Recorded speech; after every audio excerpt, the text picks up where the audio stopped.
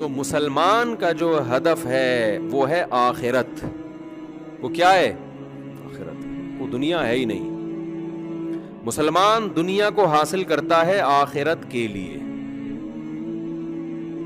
اور کمال کی بات ہے اسلام نے دنیا چھوڑنے کا حکم ہمیں دیا ہی نہیں. اسلام نے کہا بلکہ عیسائیت پہ رد کیا ان پادریوں پہ جنہوں نے عیسائی مذہب میں رہبانیت کو ایجاد کیا کہ دنیا چھوڑو گے تو خدا راضی ہوگا. عیسائیت جو رہبانیت کی طرف گئی نا اس کے بڑے نقصانات کیا ہوئے. قوم عیسائی مذہب سے بغاوت پہ کھڑی ہو گئی. اسلام کے عروج کا دور تھا جب اسلام اپنی بلندیوں پہ پہنچا ہوا تھا. گریٹ امپائر مسلمانوں کی امپائرز تھی. اس وقت سائنسی ترقی بھی مسلمانوں کی عروج پہ تھی اور یورپ تاریکیوں میں ڈوبا ہوا تھا. سائنسی ترقی بھی نہیں تھی, توہم پرستی بہت زیادہ, نہ صفائی ستھرائی, اور عیسائیت اپنے زور پہ تھی یورپ میں. اب آپ دیکھیں ادھر عیسائیت زور پہ ہے, سائنسی ترقی نل ہے, ادھر اسلام عروج پہ ہے اور مسلمان سائنٹسٹ جو تھے وہ بھی کس پہ تھے؟ عروج پہ تھے. اس کا مطلب اسلام جب آیا تو سائنس نے ترقی کرنا بولو نا شروع کی ہے. یہ جو ہماری یونیورسٹیاں تھیں نا اندلس میں, قرطبہ میں, یہاں یہ یورپین, اس وقت امریکہ تو دریافت نہیں ہوا تھا, یہاں یہ یورپین اقوام آ کے ہمارے سائنسدانوں سے ہماری یونیورسٹیوں میں سائنس پڑھا کرتے تھے. پھر جب یہ واپس جا کے دیکھتے اور اپنی سوسائٹی کا حال دیکھتے کہ پادریوں نے کس طرح سے ان کو سائنس اور ٹیکنالوجی سے دور کیا ہوا ہے اور مسلم اسکالرز کیسے سائنس کے میدانوں میں ایک دوسرے سے آگے بڑھے ہوئے, اور اتنا آگے بڑھے ہوئے تھے کہ دینی مدرسہ اور سائنسی یونیورسٹی یہ دو الگ الگ چیزوں کے نام نہیں تھے. ایک مدرسے میں دین بھی سکھایا جا رہا ہے, وہیں سائنٹسٹ بھی وہیں پیدا ہو رہے ہیں. نہیں یہی بات میرا خیال ہے. تو یہ جو مذہب سے بغاوت شروع ہوئی ہے نا یورپ میں, یہ اصل میں مسلمانوں کو دیکھ کے شروع ہوئی ہے. اس کا بہت بڑا ذریعہ مسلم ہے کہ وہ واقع دیکھتے تھے کہ یہ کہاں سے کہاں پہنچ گئے. اور ہمارے والے جو ہے جب وہ اس نے گیلیلیو تھا نا, اس نے جو دعویٰ کیا تھا زمین گول, گیلیلیو تھا کون تھا وہ, ایک سائنٹسٹ تھا نا مشہور جس نے دعویٰ کیا زمین کیا ہے, گول ہے. اس پہ پادریوں نے کیس کر دیا کہ تورات میں تو انجیل میں تو لکھا ہے زمین چپٹی ہے, حالانکہ نہیں لکھا ہوا انجیل میں. جو توہم پرستی جو بھی آئی انہوں نے مذہب کے کھاتے میں ڈال دی. مسلمان سائنسدانوں نے جب بھی کوئی دعویٰ کیا ان کے مقابلے میں کبھی بھی مذہبی اسکالر کھڑے نہیں ہوئے, کیونکہ قرآن نے کوئی ایسا دعویٰ ہی نہیں کیا جو سائنس کے اگینسٹ ہو, کوئی اگینسٹ ہو سائنس کے. تو اسلام میں سائنس نے ترقی کیوں کی ہے؟ اس لیے کہ اسلام نے کھوپڑی استعمال کرنے کا حکم دیا. اور یہ میں اپنی طرف سے نہیں کہہ رہا, یہ گوروں کی لکھی ہوئی باتیں آپ کو کے سامنے میں پہنچا رہا ہوں کہ گوروں نے یہ اعتراف کیا ہے کہ اسلام کے دنیا میں آنے کے بعد جو سائنسی ترقی شروع ہوئی ہے, مسلم سائنٹسٹ پیدا ہوئے, اس کی وجہ یہ ہے کہ قرآن کے دنیا میں آنے سے پہلے توہم پرستی تھی. لوگ دیوتاؤں, مالاؤں اور مذہبی اسکالرز نے جو بول دیا پتھر پہ لکیر, جو ان کی فیلڈ نہیں ہے اس میں بھی وہ ٹانگ اڑا رہے ہوتے تھے. تو اسلام جب آیا تو اس نے عقل استعمال کرنے کا حکم دیا اور دلیل سے بات کرنے کا حکم دیا, دلائل کی دنیا میں لوگوں کو لے کر آیا.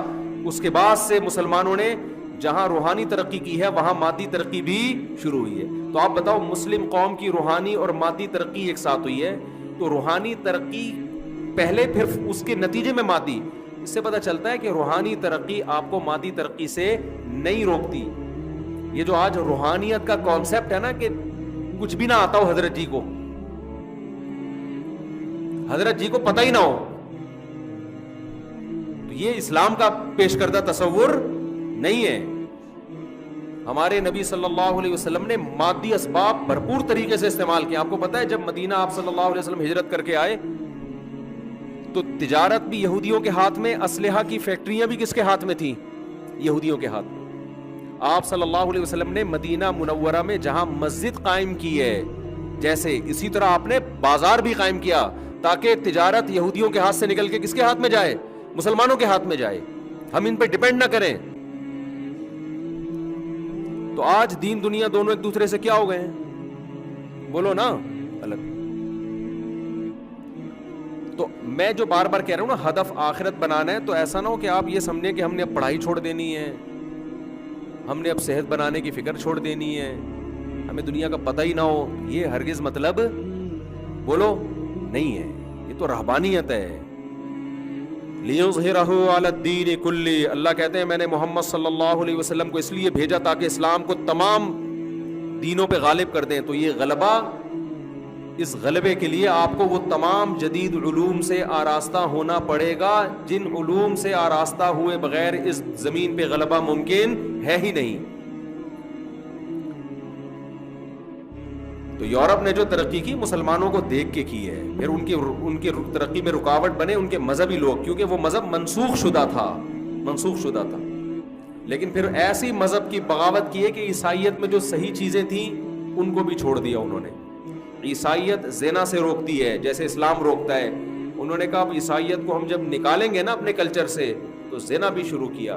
عیسائیت ہومو سیکچولیٹی کی قائل نہیں ہے, حضرت عیسیٰ علیہ السلام کی تعلیمات ہیں, لوط علیہ السلام کا واقعہ تورات میں بھی انجیل میں بھی ہے, لیکن انہوں نے ایسی بغاوت کی ہے نا, جب ریئیکشن ہوتا ہے تو بڑا سخت ریئیکشن ہوا, انہوں نے کہا مذہب کو نکالو بالکل. اگر اسلام کو فالو نہ کرتے تو بھائی تم عیسائیت کو ہی کر لیتے,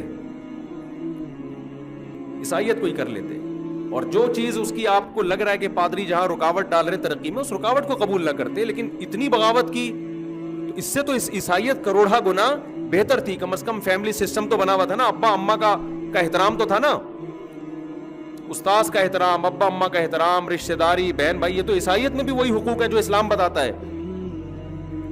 تو ایسا بغاوت کی ہے کہ وہ ترقی کی تو عروج پہ پہنچ گئے, مگر روحانیت کی ایسی پستیوں میں جا کے گرے ہیں کہ اس سے زیادہ پستی کی مثال ملتی نہیں ہے. تو خیر میں عرض کر رہا تھا, جلدی سے بات کو سمیٹ کے ختم کروں. ہماری بات اسی طرح چلتی ہے بھائی, کیا کریں, مجبور ہیں یار.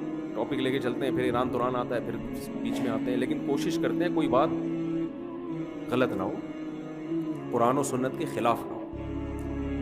تو ان کا ویژن الگ ہے, آپ کا ویژن کیا ہے, ان کا گول الگ ہے, آپ کا گول, آپ کا ہدف الگ, ان کا الگ. تو آپ نے ہدف کس کو بنانا ہے, آخرت.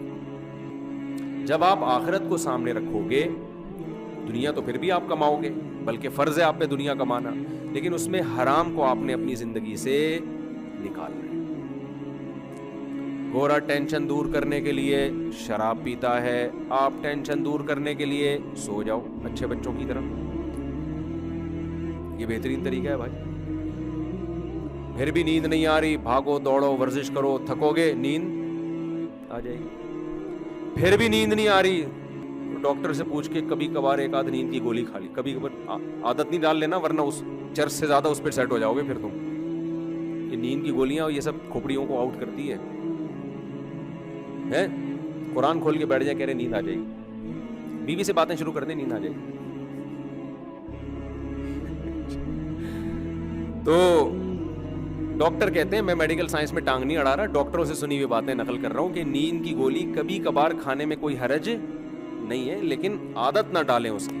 کبھی کبھار کا مطلب بلا وجہ تو ویسے ہی نہیں کھائیں. کبھی ایسا ہوتا ہے کہ بہت زیادہ تھک گئے, کوئی دماغی کام ہے, صبح کوئی بہت ضروری ہے, تو پھر ڈاکٹر لوگ ہی کہتے ہیں کہ ایک آدھ میں کبھی کبھار میں فرق نہیں پڑتا, بلکہ وہ کہتے ہیں نہ کھانے سے وہ کھا لینا بہتر ہے, کیونکہ نہیں سوئے گا پھر جو دماغ خراب ہوگا نا اس کا, صبح پتہ نہیں کیا کیا کرے گا جا کے, یہ اس سے بہتر ہے کہ کھوپڑی کو تھوڑی دیر کے لیے سیٹ کر لیں. لیکن یہ ایک دفعہ میں یہ عادت پڑتی ہے, یہ بھی ذہن میں رکھو, جو پھر آدمی کو مزہ آتا ہے پھر کہتا ہے کل بھی کھاؤں گا, یہ نہ کریں آپ کام, یہ بہت ڈینجرس ہے. تو سب سے بہتر طریقہ, بھاگے دوڑے, پسینہ نکلا. جب جسمانی طور پر آدمی تھکتا ہے تو دماغی طور پہ اس کو سکون ملتا ہے. تو گورا پیے گا, شراب آپ نے شراب نہیں پینی, کیونکہ یہ آپ کو آپ کے آخرت سے کیا کر رہا ہے, یہ عمل ہٹا رہا ہے. تو اب کرنا کیا ہے, پہلے تو میں نے بتا دیا ہدف آخرت ہے. اب آخرت کے لیے آپ کو دنیا بھی کرنی ہے, ظاہر ہے. پہلے تو اللہ میاں نے 5 عبادتیں ہمیں بتائی ہیں. گورا ان 5 عبادتوں کو ٹائم ویسٹنگ سمجھے گا. کیا خیال ہے بھائی؟ دیکھو کل پیپر ہے, گورے کو پتا ہے کہ کل میں نے امتحان دینا ہے, ہندو کو پتا ہے کہ کل میرا, گورے ہی بات نہیں, اس میں ہندو بھی داخل ہیں, سکھ بھی داخل ہیں. اس سکھ سے مجھے یاد آیا, ابھی ایک سکھ ہیں, ان سردار جی نے میرے خلاف کوئی کلپ بنایا ہے, میں نے کہا داڑھی بڑھاؤ, اور سکھ مذہب میں یہ کہ سب جگہ, تو یہ خوب سمجھ لیں نیچے نا کچھ لوگوں نے طنز کیے ہوئے ہیں سردار جی پہ. تو یہ طنز کرنا ہمارا طریقہ نہیں ہے. آپ اپنی بات مثبت انداز میں، مدلل انداز میں پیش کر دیں، اگلے نے جواب دے دیا، لوگ دیکھ لیں گے کس کا جواب میں دلیل ہے، کس کے جواب میں دلیل نہیں ہے. لیکن یہ جو نیچے لوگ مسلم لوگ کچھ طنزیہ لب و لہجہ اختیار کر رہے ہیں نا، تو یہ خوب سمجھ لو جب آپ اس طرح سے طنز کرنا شروع کریں گے نا، کسی کے اوپر مذاق اڑانا شروع کریں گے، تو اس سے اسلام کے قریب آنے کے بجائے لوگ دور ہو جاتے ہیں کہ ان کو تو بات کرنے کی تمیز نہیں ہے. تو جیسے سردار جی نے بڑی تمیز سے ایک چیز ریکارڈ کروا دی، تو آپ نے بھی کمنٹس تمیز سے ہی کے دائرے میں ہی کرنے ہیں. اس وقت تمیز مارکیٹ سے کیا چل رہی ہے؟ شارٹ چل رہی ہے، فوراً جوش میں آ جاتے ہیں. موسیٰ علیہ السلام کو اللہ نے فرعون کے پاس بھیجا تھا، کتنا بڑا ظالم تھا وہ. تو اللہ نے موسیٰ علیہ السلام سے کیا فرمایا؟ قولا لہ قولا لینا، نرم لہجے میں بات کرنا. تو فرعون سے جب نرم لہجے میں بات کرنے کا حکم ہے تو باقی تو سب فرعون سے چھوٹے ہی ہیں. تو آپ نے اپنے ٹائم کو بچانا ہے، ٹائم کی حفاظت کرنی ہے. اگر آپ نے ابھی حفاظت نہیں کی، ہاں میں عرض کر رہا تھا جب آخرت کو ہدف بنائیں گے تو اللہ نے آپ کو جو جو صلاحیتیں دی ہیں، تو اس میں آپ نے اپنی صلاحیتوں کو دیکھ کے یہ فیصلہ کرنا ہے کہ میں کون سے کام انسانیت کی خدمت کے زیادہ سے زیادہ کر سکتا ہوں. بے شک اس میں پیسہ کمانا بھی ہو، پیسہ بھی کمانا ایک اچھی بات ہے. حدیث میں آتا ہے اوپر والا ہاتھ اللہ کو نیچے والے ہاتھ سے زیادہ محبوب ہے. اس نیت سے کمائیں، رشتہ داری جوڑیں گے.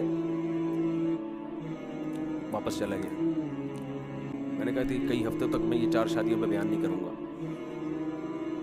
خواتین بہت ناراض ہوتی ہیں، یہ نہیں پیسہ آیا. تو میں یہ کہنے والا تھا کہ جب آئے گا تو پھر ہم 4 کر لیں گے، کیونکہ اس میں رشتہ ملنا آسان ہوتا ہے. لیکن میں نے کہا یہ بات اب بہت ہو گئی ہے. پھر کبھی کسی وقت یہاں تک آئی تھی، پھر وہ نکل کے پھر وہ آ گئی نا یہاں تک، اب اس لیے میں نے کہا واپس لے جانا ٹھیک نہیں. 4 بیوہ.